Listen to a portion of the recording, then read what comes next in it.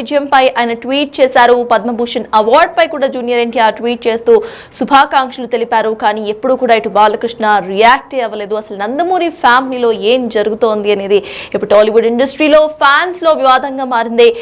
Generally మనం ఇద్దరు వేరు హీరోస్ మధ్య వివాదాలు చూస్తూ ఉంటాం. అయితే ఒకటే ఫ్యామిలీలో ఉన్న ఇద్దరు హీరోస్ బాబాయ్ మరియు అబ్బాయి మధ్యలో వివాదం చూస్తున్నాము. దీనికి సంబంధించి అసలు ఏం జరగబోతోంది అనేది తెలియాల్సింది. తెలుగు సినిమా ఇండస్ట్రీలను అలాగే రాజకీయాల్లో కూడా ఇటు నందమూరి కుటుంబానికి ఎంతో మంచి పేరు ప్రఖ్యాతలు ఉన్నాయని చెప్పుకోవాలి. అయినా ఇటువంటి పేరున్న కుటుంబంలో ఇటువంటి డిస్టర్బెన్సెస్ ఎందుకు చోటు చేసుకుంటున్నాయి అనేది ఇటు ఫ్యాన్స్ మెయిన్ గా వాళ్ళకి వస్తున్న డౌట్ అనే చెప్పుకోవాలి. ఇక నందమూరి కుటుంబం నుంచి బాలకృష్ణ హీరోగా మంచి సక్సెస్ అందుకోగా ఆ తర్వాత త్వరలోనే ఎన్టీఆర్, కళ్యాణ్ రామ్ వంటి వారు హీరోలుగా కొనసాగుతూ వచ్చారు.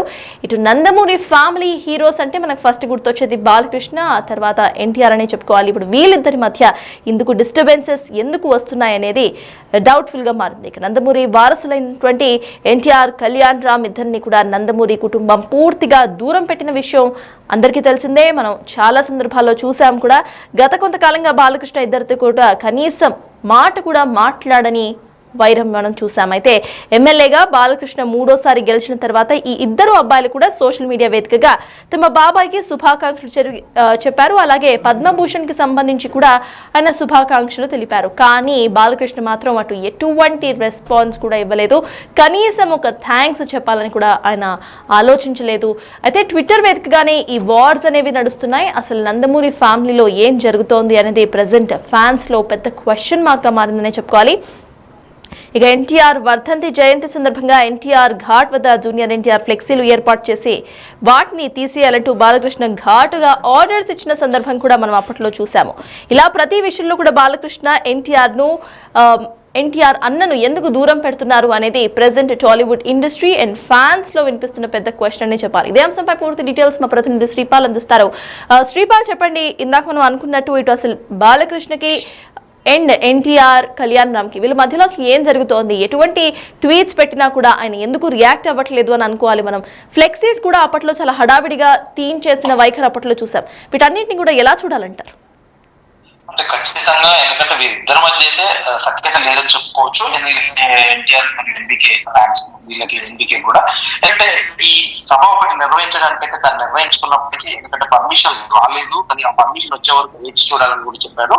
ఎందుకంటే అభిమానులు తన కోసం పాదయాత్ర కూడా మీరు చేయొద్దు, ఖచ్చితంగా ఇక్కడ రావద్దు, నేనే ఖచ్చితంగా పిలిపిస్తానని కూడా ఒక ఇన్ఫర్మేషన్ అయితే ఇవాళ రోజు పాస్ చేయగలిగాడు. ఎందుకంటే కొన్ని రోజులుగా ఎన్టీఆర్ బాలకృష్ణ మధ్య అయితే వివాదం అయితే నడుస్తుందని చెప్పవచ్చు.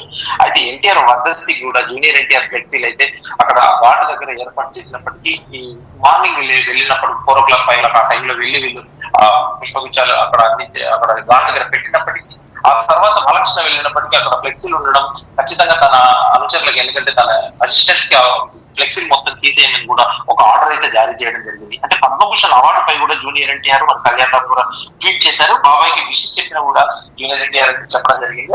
ఆ చెప్పిన తర్వాత కూడా తన ఎటువంటి వ్యక్తి వేయలేదు. రీసెంట్ గా ఈ అవార్డు వచ్చింది. నెక్స్ట్ ఒక మ్యూజికల్ ఈవెంట్ కూడా నిర్వహించడం జరుగుతుంది 15 తారీఖు ఆంధ్రాలో తమన్ గారి ద్వారా. నందమూరి తమన్ కూడా తనే సంబోధించడం జరిగింది.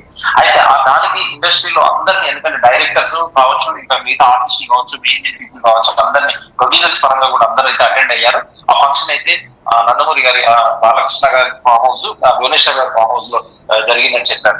ఆ జరిగినప్పటికీ ఇతన్ని ఎవరిని పిలవలేదని చెప్పేసి ఎక్కడా ఇతని పేరు కూడా ప్రస్తావించకుండా, ఎందుకంటే ఎక్కడా అంటే ఇతని ఫోటో కానీ ఏం కానీ జూనియర్ ఎన్టీఆర్ ఎక్కడ స్పందించకుండా జరుగుతుంది. దీనికైతే ఫ్యాన్స్ అయితే చాలా నిరాశ చెందుతూ ఏదో ఒకటి చేయాలన్నా అని చెప్పేసి కూడా తనకైతే ట్వీట్స్ రూపంలో తెలియపరుస్తూ ఫేస్బుక్ లో తెలియపరచడం వల్ల ఖచ్చితంగా ఫ్యాన్స్ నుంచి ఈ ఒక ఇంటిమేషన్ వచ్చిన తర్వాతనే ఈ జూనియర్ ఎన్టీఆర్ అయితే ఈ ప్రకటన చేయడం జరిగింది. అయితే ఈ ఎన్టీఆర్ ట్వీట్ కి అయితే ఇప్పటికీ ఎప్పుడూ స్పందించలేదు బాలకృష్ణ గారు. బాలకృష్ణ ఏది జరిగినా, బాలకృష్ణకి ఏది హ్యాపీనెస్ జరిగినా ఇటు ఎన్టీఆర్, కళ్యాణ్ రామ్ అయితే స్పందించడం జరుగుతుందని చెప్పుకోవచ్చు.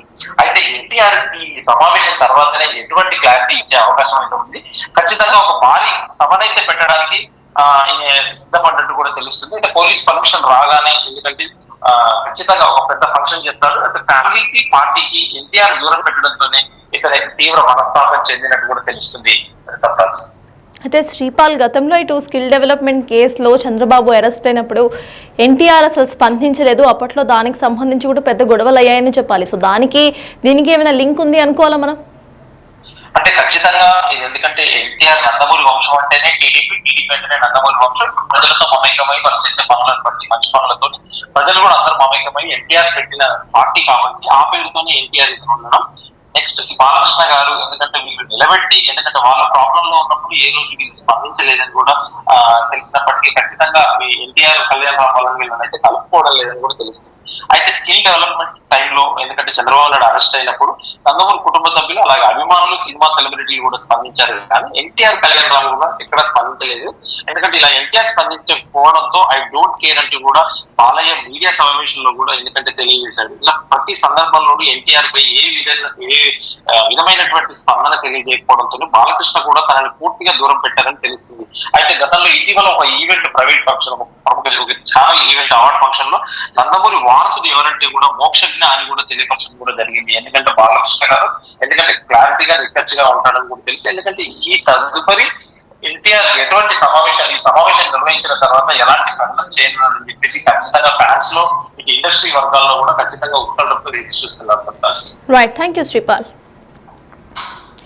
సో మొత్తానికి ఇటు ఎన్టీఆర్ ఫ్యామిలీలో, నందమూరి ఫ్యామిలీలో లుకలుకలు బయటపడుతున్నాయని చెప్పుకోవాలి. నందమూరి బాలకృష్ణ వర్సెస్ ఎన్టీఆర్ అంటూ కూడా టాలీవుడ్ ఇండస్ట్రీలో ఇప్పుడు రచ్చ జరుగుతోంది. అసలు వీళ్ళిద్దరి మధ్య కూడా ఆ బంధం ఎక్కడ తెగింది అనేది ఇంకా తెలియాల్సి ఉంది.